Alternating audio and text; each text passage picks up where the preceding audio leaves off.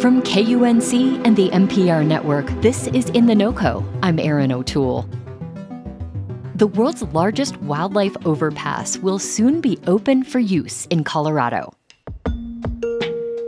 Wildlife overpasses allow animals to safely cross over highways, and Western states are building more of these to cut down on the number of crashes between vehicles and animals. This new overpass is being constructed over a section of I-25 between Denver and Colorado Springs, just north of Monument. Some 80,000 drivers pass through this area daily. But elk, mule deer, and pronghorn also use that area to move between the mountains and the plains. And this stretch of highway averages one vehicle crash involving wildlife per day.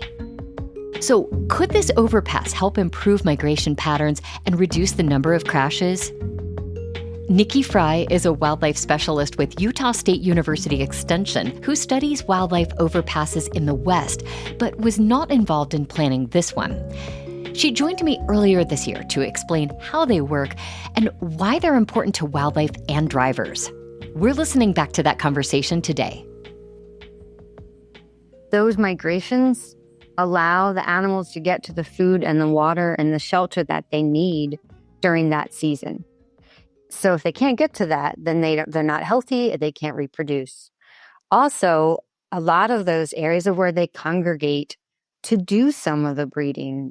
So if they can't get there, we also see sort of a genetic drift or a genetic isolation. So all those genes aren't transferring like they used to be before we had that barrier in place.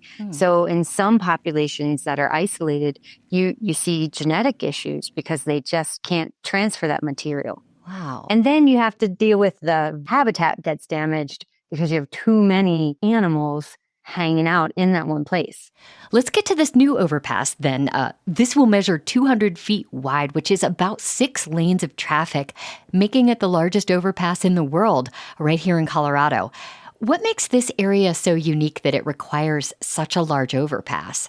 What is unique about the area is that it does have migration occurring from multiple ungulates. So you have deer and elk that are trying to cross this area, sometimes pronghorn. And elk in particular, they're very reluctant to use an overpass.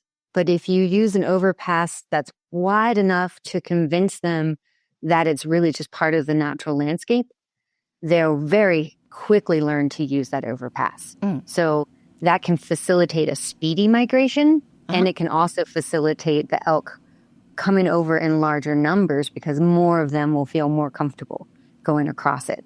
So the wider it is, the more you can have it just fit into the landscape and the wildlife just think it's part of the landscape. And I want to dig more into animals learning to do this. I know that wild animals cannot be trained really to use overpasses. They can't read signs saying, oh, the overpass is this way. How do animals figure out how to use these? Well, we do kind of train them a little bit in that on either side of the overpass, there's going to be a fence that they can't get over. And it usually goes in 2 miles on either side of the overpass and then on both sides of the highway. Okay. It sort of leads them in the right direction. And then they just kind of keep pushing up against that fence until they find the overpass. And then they gauge whether or not that's a risky decision or not. And if it's big and wide, like the one that we're building, they go, oh, perfect, here's a way across. And they just cross. And they may not even notice that the highway's there. They just like, oh, phew, there's no more fence. I can get across now. And then once they realize that they did that safely, they'll continue to come back to that place because that's a safe place to come. And then they teach their offspring to come to that place. So it just builds. It does, yep. The Colorado Department of Transportation says the overpass will be completed this December. How long does it usually take for animals to make use of an overpass? I suspect that an overpass that size, you'll see wildlife using that overpass within a couple months. Say you have 100 elk that are trying to cross. Once 1 or 2 start to go, then more and more and more go, and they kind of follow along pretty quickly. So I recently just finished a study in northern Utah along the I-80 corridor where it crossed 8 lanes of traffic. but we had to create a very narrow corridor. So the overpass is about 1/10 of the width of the Colorado overpass, just so that we could fit it into the ecosystem. And this was designed to benefit moose and deer, particularly, that were getting hit pretty frequently on I-80. We used to joke that it was called the noodle. And even though it was that thin, we had moose and deer using it within 3 or 4 months of it being constructed. And I think it's just that the wildlife need that safe passage so badly that they're willing to take that first risk. Nikki, I know you've looked a bit into the economic impacts of building overpasses like this one. The cost of this project is around $15 million to the state. How do states justify spending like that for something that most drivers won't even notice? Well, they look at two things. They're going to look at what we call the cost of an elk or a deer being gone from the environment. And then they're going to look at the human cost of a human mortality or a human vehicle crash and the estimates of how that's going to be reduced. And so, for example, we can say, I'm just going to throw out a number, but they'll say elk are worth $1,000 to the ecosystem services and the economy. So people going hunting or people buying binoculars and providing that sales tax to the economy. Yeah. And so it's a loss of $1,000 every time one of those gets killed by a vehicle collision. Right. So that's one way. And then they're going to say, okay, every time a vehicle hits an elk, it's $5,000 worth of damage. Sure. And then, of course, the cost of a human life, which can't be measured. And so they can look at over time what the reduction is. So the Department of Transportation knows a really good estimate of how many collisions are happening.